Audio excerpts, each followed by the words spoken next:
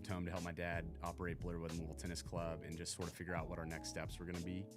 And he had done a fantastic job growing both of those, and they just got to a point where they were big, and he wanted some help, and I wasn't sure I wanted to be at home just because I'd spent some time elsewhere, and I just hadn't really thought that far ahead, but moved back and was helping him. And I had a friend who was a real estate broker reach out and said, I've got this driving range for sale. And I was like, no chance. It's a dying industry. It's awful.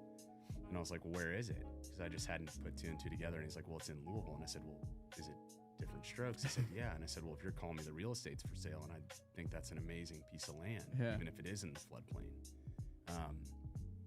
So we signed an NDA, looked at the financials, and they were pretty healthy, not tremendous, but healthy. And so they could support a good amount of debt. And so talked to my dad about it. And I was like, I'm not going to get the loan approved.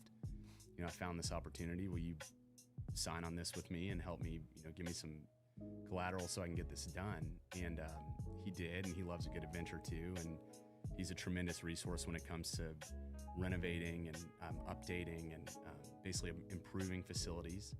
And so, we've worked really well as a team in that regard, where it's anytime we undertake a project, he's super helpful on helping me physically get it built. And then, I handle the day-to-day operations and strategy moving forward.